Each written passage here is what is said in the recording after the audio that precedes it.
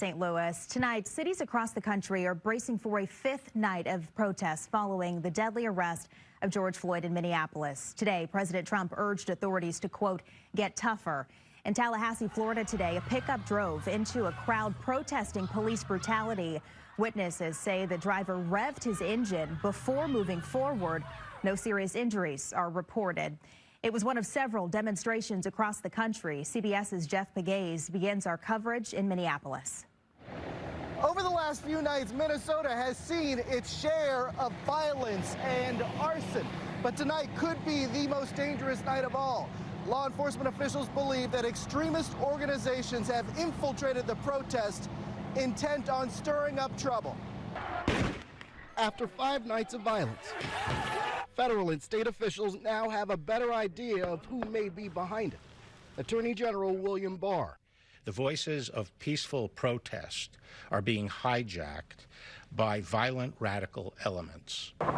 Investigators are pointing to white supremacist organizations and far left-wing extremist groups as being responsible for some of the violence. There has been widespread looting and arson. There have also been violent clashes with law enforcement. Before sunrise today, the cleanup was underway. Later in the day, residents brought brooms to help sweep up the debris. Emotions are raw after the death of 46-year-old George Floyd in police custody. Former police officer Derek Chauvin was arrested on Friday on third-degree murder and second-degree manslaughter charges. He was captured on cell phone video pressing his knee into Floyd's neck for more than 8 minutes. The chilling image has sparked outrage across the country. There have been protests in Louisville, Boston, and Atlanta where demonstrators shattered windows and tossed rocks into CNN's headquarters.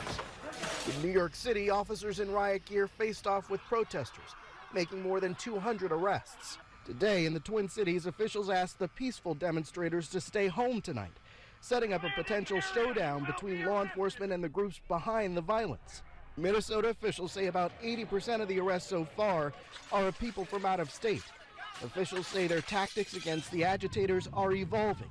And while they respect peaceful demonstrations, there is a limit. Those rights stop at the end of a Molotov cocktail thrown into an open business. More members of the National Guard are rolling into the Twin Cities. The state's governor has authorized a full mobilization for the first time since World War II.